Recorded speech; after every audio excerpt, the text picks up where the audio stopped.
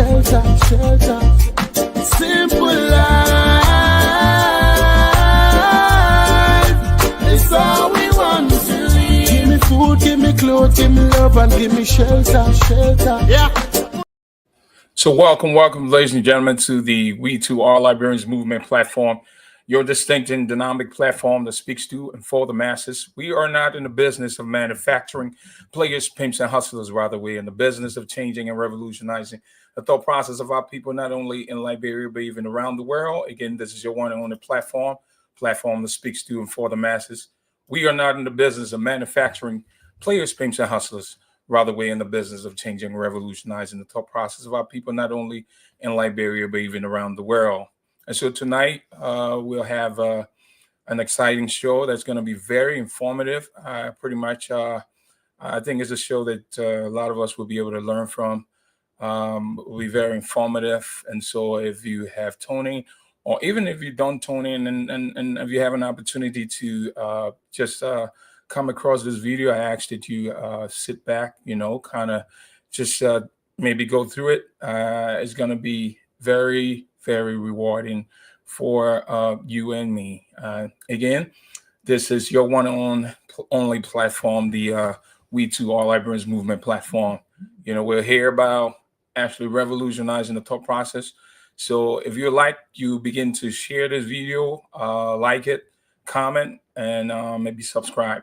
Again, this is your one on the platform, the We Too Are Librarians Movement. For the benefit of time, we're going to try to run right into our program title. Again, an analysis of the RIA, I'll say highway reconstruction. An analysis, that will be our analysis, because since we came back from Liberia, we were there for approximately a month. For various reasons, like we said, both professional as well as our advocacy. And to be realistic, I believe strongly that our advocacy did supersede our professional side. So we came back, we did a lot of videos. We came back with a lot of, I would say, feedback, so to speak. Since our background is in civil engineering, and road construction is one of our top priority.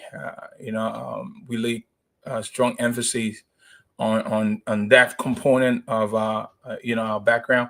We wanted to come and bring to the forefront what we actually saw. And so if you have Tony again, the topic here is an analysis on the ARA, that's the Robert International Airport Highway reconstruction. One would say road widening in Liberia. So what we want to do here first is to talk about the project, what type of project this is. I believe it's a government project. I don't know. I'm not going to say it's a federal project, but it's a government project. And this is actually reconstruction, widening, so to speak, from what I saw. I did not get the chance to be at the Department of Public Works to ask some questions, but I know I have had the very privilege and opportunity to speak with some of the employees and some of the workers from the ministry. And not only that, had an opportunity to watch some of the other podcasts where you have the minister speak, and we'll talk about this particular role in question, this role reconstruction or a widening project there in Liberia. So like I said, this project is a government project, it's not a private project. So we're going to talk about the widening. We'll also be talking about the method and sequence of the construction. We'll be talking about the grade. We'll talk about the drainage system. We will talk about the asphalt pavement / pavement markings. We want to talk about the road alignment. We want to talk about the intersection turns and things of that nature.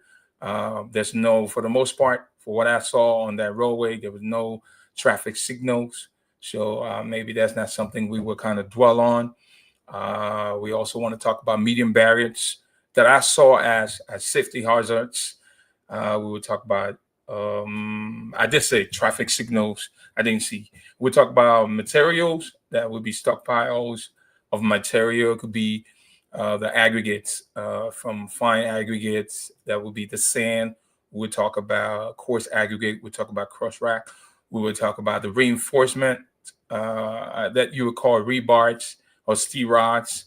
And then we would talk a little bit what I saw. I think the rule also has bridges in couple spots, just from I guess ELW Junction all the way to the airport.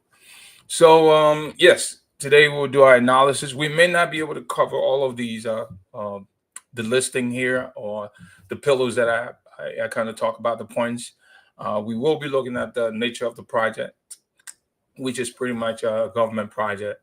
I believe it's a road widening reconstruction project.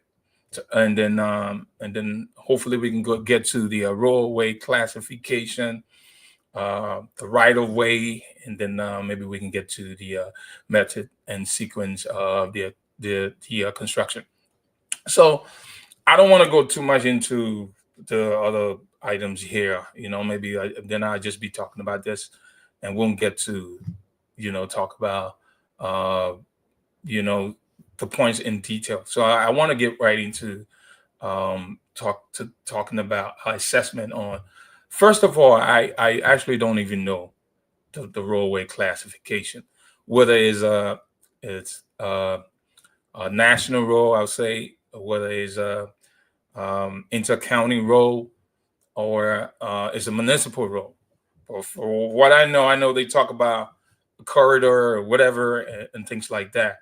So, but from my own analysis, I think they refer to this road as road that's being built up to international standard, and I'll say no, it's not up to international standard. One thing I did not request for, and I know that I do not have, because for a road construction or a road widening project of such nature, you will want to request for the contract, the drawings, the specifications, special provisions, standard drawings and things of that nature. And I know for a fact that they don't have that. They don't have that based on what I saw. And so it's kind of very difficult to go in and begin to actually analyze or to grade the road. But we'll make our analysis today based on just the things that we saw. Because the real truth is, in order to be able to do just to grade or to assess or measure, analyze the road construction, I think it will only be fair for us to have in our hand or to have read the contract, the drawings, have gone over the specifications, the standard drawings, special provisions, and things of that nature. But we don't have those. You've never heard a meeting or a presentation or on one of those, social media platforms. For example, the one of the largest, or I would say the largest in Liberia, which is the Spoon, and then we have the Class Reload. You've never seen the Public Works Minister. He comes to these platform, and then he's being asked, have a technical individual on the team who is asking those questions about the contract, who is asking questions about the roadway classification, who is asking questions about the specifications, who is asking questions about the standard drawings, special provisions in that nature. But you just most of the time they talk about the budget and things of that nature. So in order to be able to actually grade the road and even to bring a professional on board, the first thing will be to present our contract drawing specifications, standard drawings, special provision, things of that nature. So we can say for a fact that that's more of a failure on these podcasts or these social media platforms that are not really doing the work. You should have a professional, panelist on these seated on these panel to be able to bring to the forefront these questions. Asking. We can say, oh yeah, we have in our possession our contract drawing and specification, knowing for a fact that we're working on international role, and these are our standard drawing specifications that we can hold, these contractors to. So we looked at the role in the first place, a role of that nature, which is the existing row. I believe was maybe 2 lanes. You have one row going, for example, we say north and southbound. But this row now is being widened. They're expanding the row. It was pretty difficult to also determine as to whether this road is a 4 lane lanes. I mean, is a 4 lane highway or 4 lanes highway or maybe 6 lanes. Things. It's just difficult because in the first place, the road itself, the finished portion of the road, does not have any pavement markings to actually delineate or to demarcate the lanes that the road, this particular road that is undergoing this reconstruction, this road widening, uh, uh, you know, um, construction. We didn't I didn't see any pavement markings. So to determine whether or not the road is a 4, 6, 8 lane, I mean, going in north, south, or whether it's going east or westbound, that was something that was very difficult to take into consideration. And if you look at the grade, just looking at the grade, and I mean the existing grade, to see, you can determine that based on motorists leaving, we'll say pretty much 1 lane of the road to the next lane. The transition that you would make would determine, and just the placement of the aggregates, or be it the coarse aggregate or fine aggregate. There were sections of the road that I saw where it's unfinished, and they've placed some of the soil. I don't know about the compaction, but you can see there the road is being used. Why it's being constructed is also being used. At the same time, they are constructing both sides. I think for a road of that nature that you refer to as an international road, because I'm talking about the method and sequence of construction, where we would do 1 lane, one section of the road, and then when we are done, then because we close one section of the road, because that's also that has to do with the safety of the motorists who are using the roadway while the road is being constructed or reconstructed. And the fact that I think this is a road that is widely, highly, or is predominantly used by citizens, because you have not only citizens, you have tourists, you have visitors coming to in and out of the country. This is a road that is being used. This is more of the gateway to the country, because this is the road that leads to the Roberts International Airport, and then also leads to the city. Uh, so you should be really concerned about motorists who are driving in the section of the road that's you don't have uh, people living alongside. So for those area, and then another thing we didn't see speed limits to actually serve as a yardstick by which motorists would drive, whether they're driving 50 miles per hour or driving 60, 65 miles per hour. We didn't see none of that. We didn't see traffic signs to determine whether or not we were moving in a curve, or there's someone would say, oh, it doesn't make no sense, but those are things that we took into consideration during our visit. And then we went and we kind of look at the right of way. If you look at the roadway, just in the roadway, just before I get to the drainage, you'll see you have people. People are living within the right of way, and so they are pretty close to the roadway. People are selling markets, or there are merchants that are, or the market people would say they have their market right there, like on the shoulder. And then another thing you see when you transition from the actual roadway, now you're maybe making turns into or onto like local roads that meet the Roberts International Highway. You see how those vehicles will have to maneuver their ways. I mean, and it's just in bad shape. That's something that we were concerned about. And as we all know, drainage actually plays a major role in roadway construction, because if we don't have proper drainage to collect our water, I mean, sooner or later the roadway will start to disintegrate. The road bed will start to disintegrate. Even the pavement that we have there will start to disintegrate. Concrete, if we have concrete pavement, will start to crack and then disintegrate. Same thing. So we saw that our drainage system. That's not. I don't know. I mean, I don't know how the drainage calculation were done. There was somewhere around the Carver Mission where, I mean, not too far from the, I guess, the rehab area, just before you get to the Carver Mission. There's I believe there was a big drainage there. And normally in drainage, when you're doing the drainage calculation or just drainage, you have inlets where it depends on the flow. So you'll have these, what is RCP, with reinforced concrete drainage pipe, or you have these corrugated pipes, or just solid pipes, some of them perforated normally.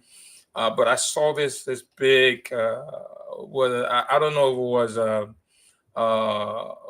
what that drainage was all about, but it was a cast in place, not one of those drainages that you have precasted and then they bring to the site and then I have them installed. But this one was being installed. I mean, it was being erected on site.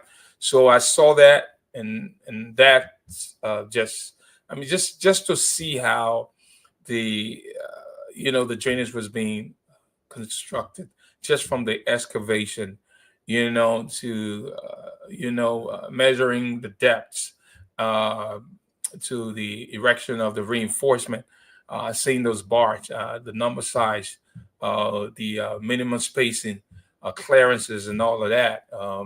Then you want to take into consideration, since it was a cast in place drainage facility, I think it was from, I don't know who houses was, but if you were driving, just coming from the Carver Mission is on the left. And so if you were coming from town, maybe the ELWA, and then you were making a left into Carver Mission, is right as you make the left is on the right. Right after that was constructed, I think a couple of days later, it rained very heavy. I saw the way the material was being brought on site. I'm not even sure if the material was tested, like it's supposed to be tested for air, slump, whether they actually took into account making selling us to ensure whether the material was checked to see it was the proper mix design and things of that nature. I'm not sure, but material was placed. I drove there a couple of times and I saw, not very impressive, not impressive at all. I did not see any third party as far as the consultant agency there to monitor the construction of that drainage. The work was done, and then I saw even the curing of the concrete. That was something that I monitor because I use like I said, I use the road every day. So I it was not, it's pretty unacceptable. And the drainage, it rains. I didn't see any retention basin. I didn't see any detention basin where the storm water, rainwater that's coming from these drainage, where these all the water where it's going to these. You have based on the calculation of the drainage that will collect the water and where the water will go to be retained or to be deposited. So because what the rainwater is when it rains is actually, we would call this storm water that's generated from a precipitation event. So it comes down, it should go into the drainage, and then hopefully whether it's retention, detention basin, wherever it's going, whether the water will be reused or it's going to, uh, you know, um, receiving waters and be deposited somewhere. Those are things that I did not see. Not very impressive at all. Then uh, let's go to the turns. So I saw these medium barriers that were installed. They installed these medium barriers, and where the medium barriers were installed, at the beginning or the end of every medium barriers that were installed, you should have. I think I talked about that. I made a video on that where it puts major safety hazard. And what we saw there, we did not see attenuator. We didn't see any structure attenuator or some kind of structure there. So just in case if a motorist was driving, the motorist will veer off the road. And then if he runs into the median device, that device or the attenuator will be able to mitigate the impact so that motorist does not, sustain major injury, get killed, and things like that. We didn't see that. That's a major situation. Then what we did not see, the median barriers are along the road in the median in the median lane is in the middle, and when you get to a particular intersection, there was some intersection that you have to drive all the way around. Maybe you have to say, for example, you were going, maybe you're supposed to make the turn at this location, for example, but the median barrier goes all the way up. And so you'll have to go all the way around and then make that turn. So there's nothing there to give direction to motorists to direct them, as they drive, so that they'll be able to drive safely to make turns, whether left or right. And there was again no pavement markings. So those are things that we saw. Again, we'll go back to the construction materials. There were areas where I saw, because the construction is so not organized, people driving all over the place. People just driving all over the place. I mean, just the way it's being done. I mean, it's just unacceptable. No organization, it's just not. I think we're wasting whether it's donor funds or is taxpayer money. We're playing games, and these materials have been spilled all over the place, concrete all over the place. Concrete. I saw concrete trucks that came in. There were areas where the concrete was being poured. I saw how it was being poured from the truck and not being poured, in a manner where from the concrete truck, through the conveyor or whatever, and into maybe a wheelbarrow and tested before it's being placed. And another thing, I know one would say, were you around to kind of really, pay attention to that? Yes, I monitor a truck that came. I didn't see anyone test the concrete. I didn't see someone receiving some kind of ticket to know if the batch that was delivered was the mixed design, to say, oh yeah, this is the class of concrete that was being paid for and is supposed to be delivered to the site to be placed. So those are things that we kind of look at, and I mean, is then you look at there was an area where I saw the bridge. I mean, I know that they are moving earth material to for the road widening process. That is, if you're driving now going towards the airport, because they have this one existing bridge, and I know in order to widen the road, they will need to have another bridge being built there. In fact, there's one already. I saw that bridge already there. So they'll have to build the material now, the earth material, to meet the existing grade.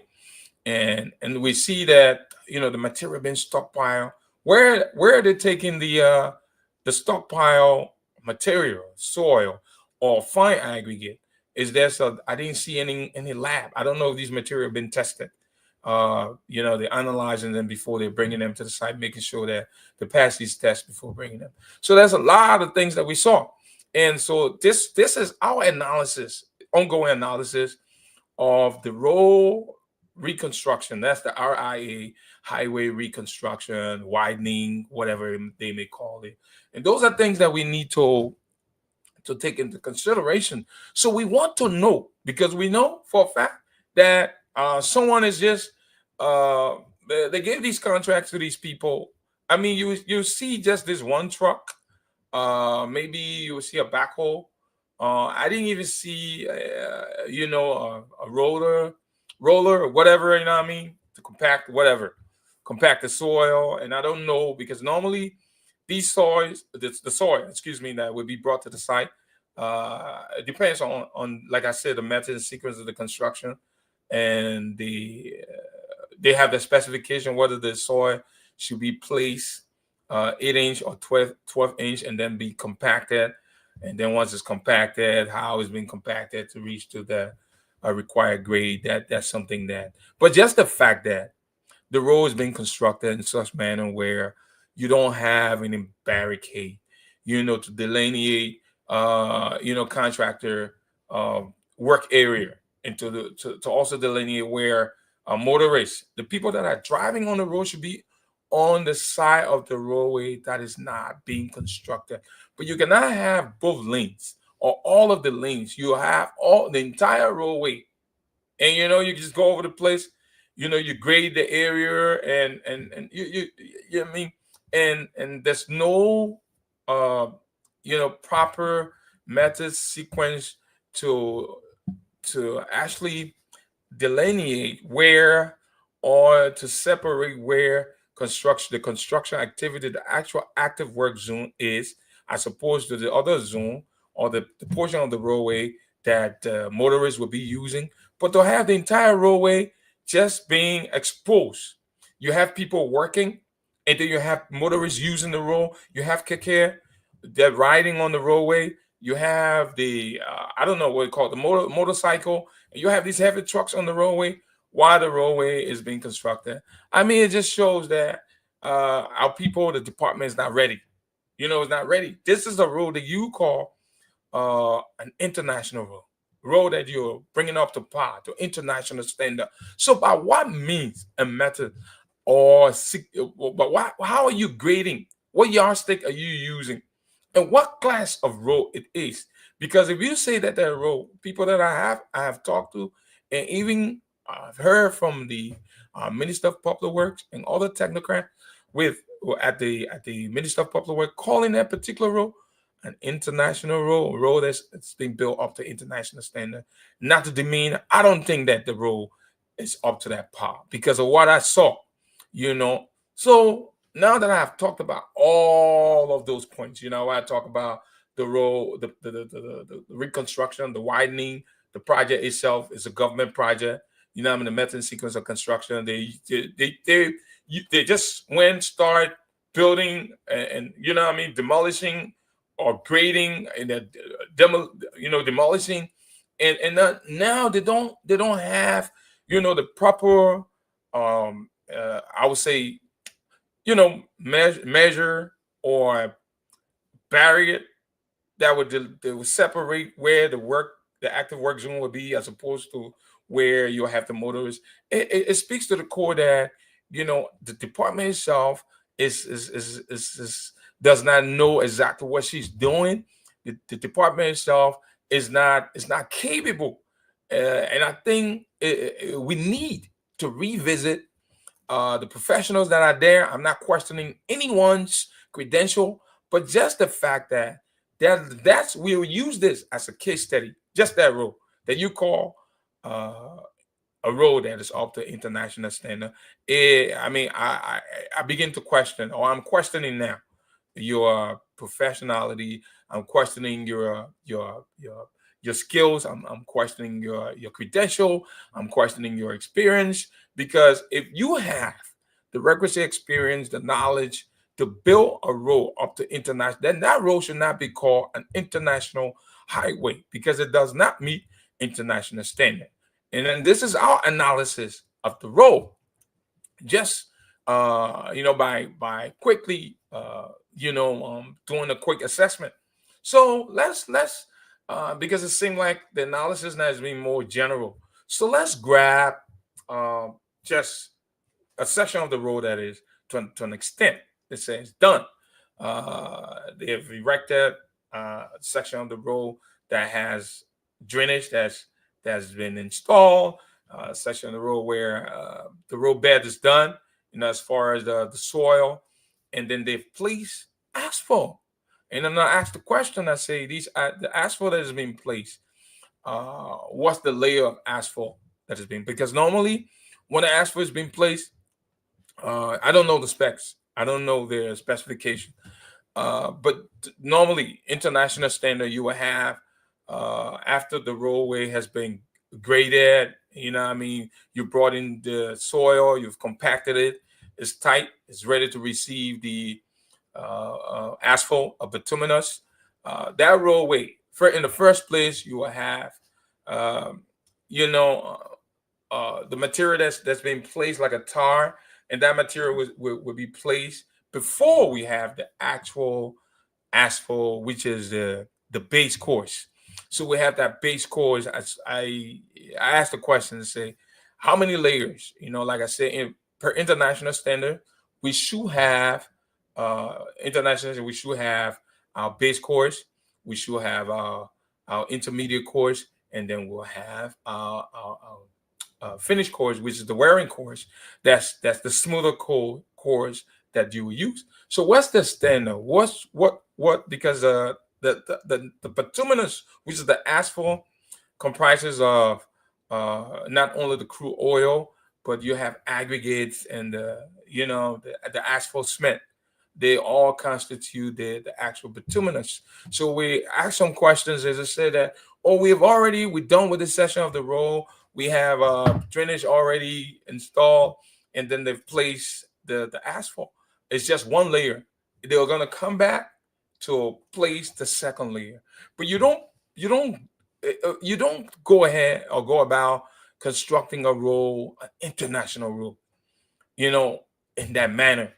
Once you've done that, you have your road, you brought your material in, you compact, your soil has been compacted tightly.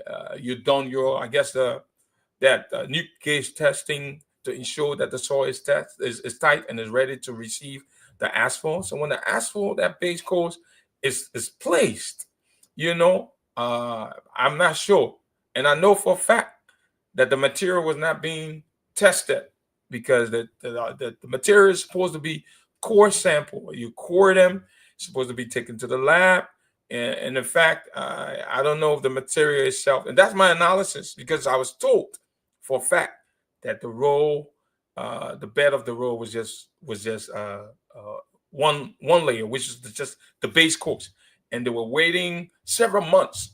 And so I asked the question, so how long has this base course been here? I was told that the base course was there for more than 6 months, almost a year, and they were going to come back. So you don't place the base course and then you allow the rain, and you drive on that and all of that, and then come back after months, and then to place the whatever you may call it, because I would think that layer should be called the intermediate course, and the final course, which is the smoother course that has smaller aggregate or maybe no aggregate, whatever it is, you will have that layer now will be the finished course.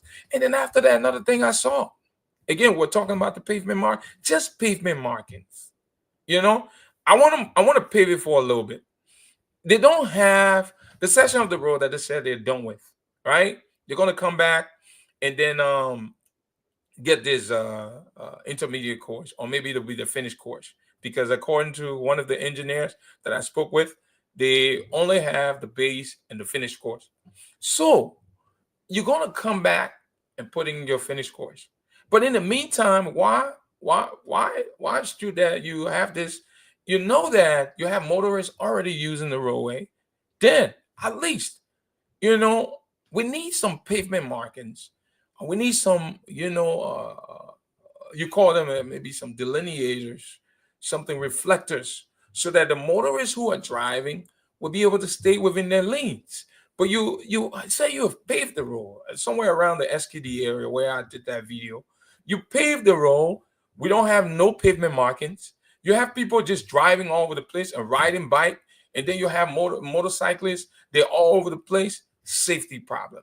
Then again, in addition to the safety problems, you have these medium barriers, right? The medium barriers, again, I don't want to go into this because I already talked about it, but for the purpose of this video that talks about our analysis on the roadway in Liberia, we will bring it to the forefront. So you don't have the attenuator. Now we talked about it because you need an attenuator.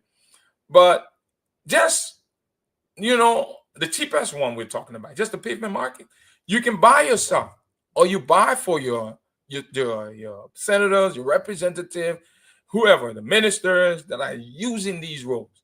Oh, let's forget about the minister. But let's just talk about the lawmakers that are using this, because that RIA highway is just right there around the corner from rehab, where the president lives, where the Speaker of the House lives, where your ex-president lives, your ex-vice president lives.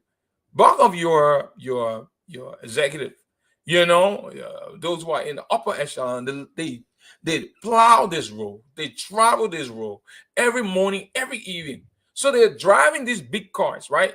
Because now you take the resources, because we'll get to the budget, right? You take the resources and you give it to them.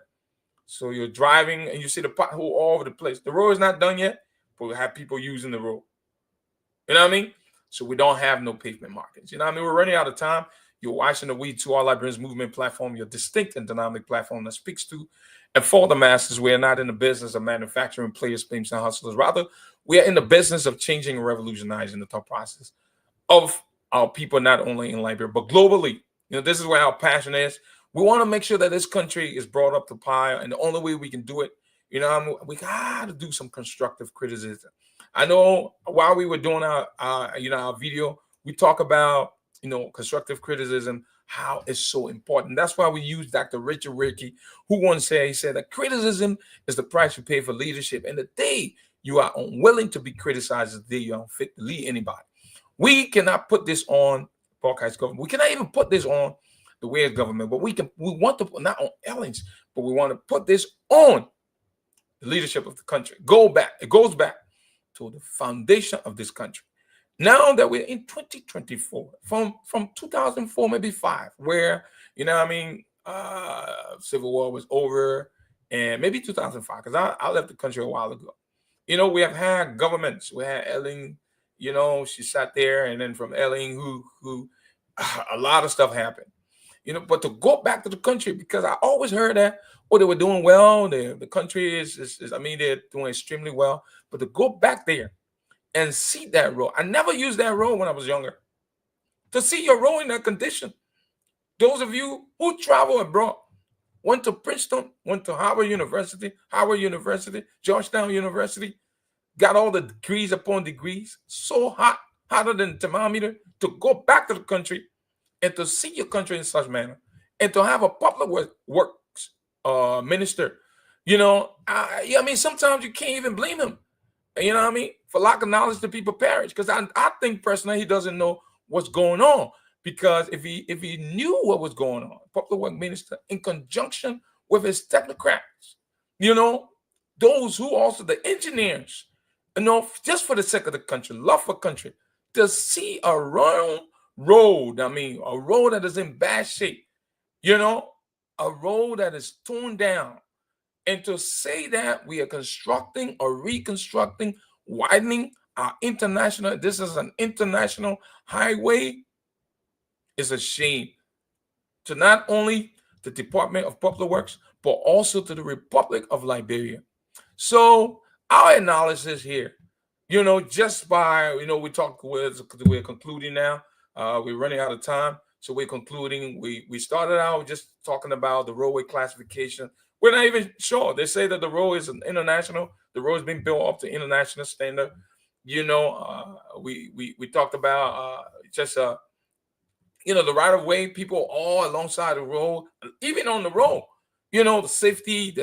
You don't even have a temporary fencing or fencing so that you can have, or any sound wall mitigation device, anything of that nature that will create some kind of safety net, so that these people are all alongside the road, drainage all open. No retention, no detention basin. And then we call this road an international road. And just to talk about the simplest thing, We have a paved road, paved section of the road, and we cannot demarcate.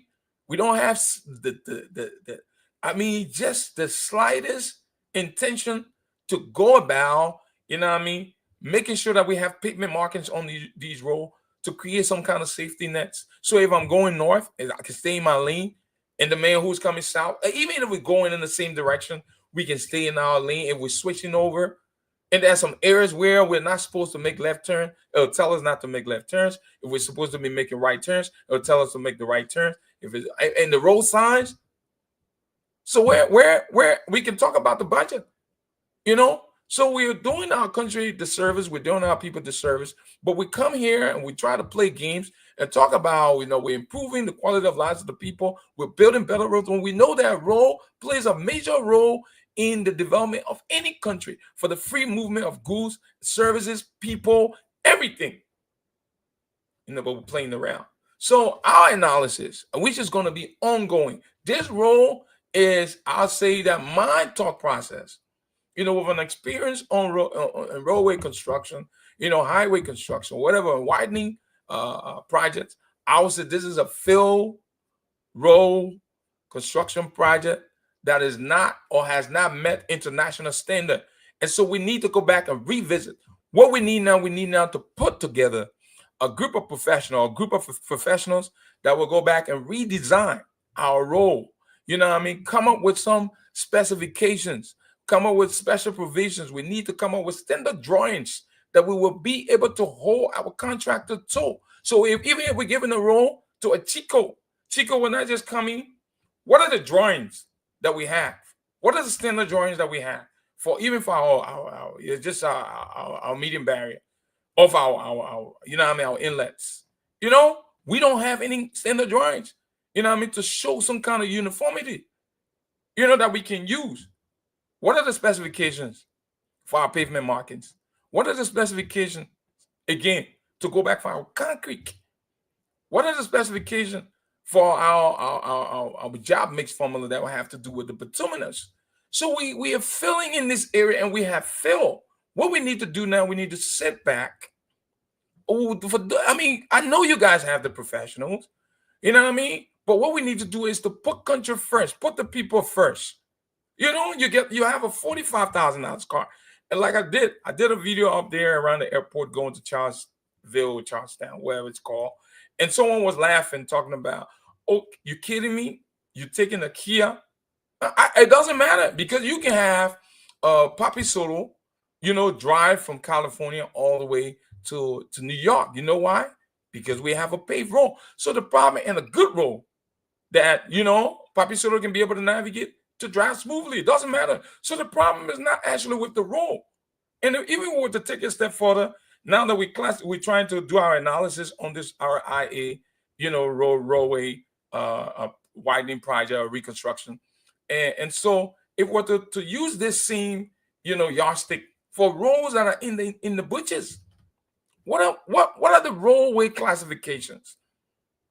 You know, and so that's why I would say that we want to suggest that we have our national road, we have our intercounty roads, we have our municipal roads.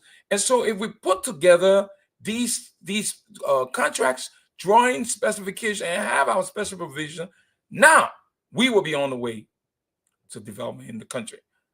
But this is a field system. We have people that don't have the country at heart. And so from time to time, we'll come back.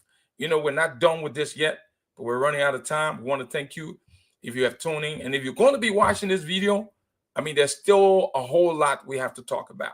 You know, Liberia has come a long way, 177 years. That role is supposed to be what? It's supposed to be a role of high standard if the road will be classified as an international highway. If this road will be, you know what I mean, measure up to other international. Go to Ghana and see Ghana. See what Ghana is doing. You know, I went down to even the roundabout. I could not even classify or do an assessment or evaluate that roundabout because, again, I never had a yardstick. I did not have the standard drawings. I did not have special provisions and things like that to look at that roundabout and to be able to evaluate the road. But I mean, this is something that is dear to my heart. my heart. So we're gonna go ahead, you know what I mean? We're gonna do a lot of research. We'll come back, we'll do our assessment because we want to see this country be better. And so for those of us here in the diaspora, you know what I mean, all the professionals, whatever you can do so that we can help build this country and make this country better. This is exactly what we need to do. Where we see deficiencies and where we see their shortcoming, we can come with some solutions. We can come with recommendations. We're not, like I said, we did not come to condemn, but we had to make some constructive criticism so as to bring this country up. This country that has been around for 177 years. So I think that, in conclusion, I think the department is not doing a great job. All of the Department of Public Works in the past, they have not done a good job. It's plain and simple. Let's get back to the drawing table. Let's begin to put together our contract, our drawing, our specifications, special provisions, standard drawings. That will do our country, a great deal. And we will be on the way to development in the country. If we can do this, we can do road connectivity plays a major role. I went and I know this is about the RIA highway, but just go to UN Drive. Go to the Freeport. That Somalia Drive, that they call the Japanese highway or whatever. It's not bad. That's not bad at all. But you still have people within the right of way. The drainage, you can see that. So let us, just for the sake of country, which is country first before people. Because, the idea of, we're building this, we're doing this, and when you go and you cannot visualize anything. But you guys are buying for yourself $45,000 Jeep, and you think you're okay. So you drive on these roads that are not, this road cannot even be, I don't know, my backyard. I don't know how to classify this road. From the sequence, the method and sequence of construction to the construction itself of the road. So if I was to grade this from maybe A to D or E, I think that road is a failure. The road is a disaster. Drainage, I'll give it an X. The method and sequence of construction, I give it a, negative. Pavement marking, I'll give it a negative. The asphalt placement, I give it a negative. The concrete, right away, I give it a negative. So there's a whole lot of stuff that we need to take into consideration. And so if you had tuning, this is your one and only platform that speaks to and for the masses.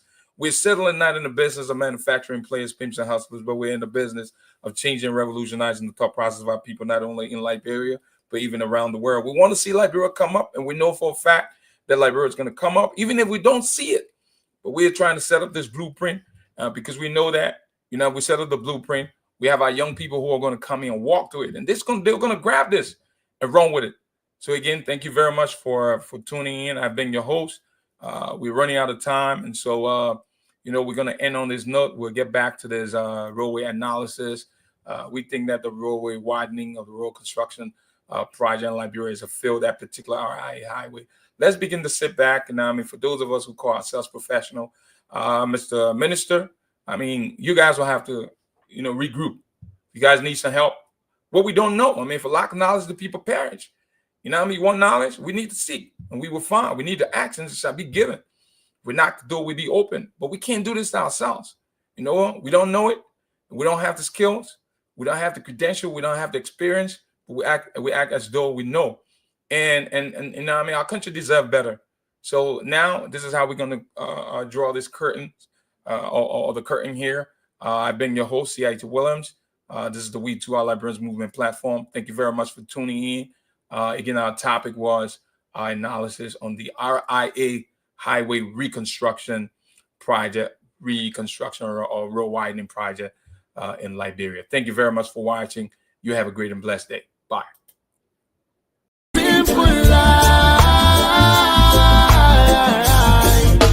It's all we want to believe. Give me food, give me clothes, give me love, and give me shelter.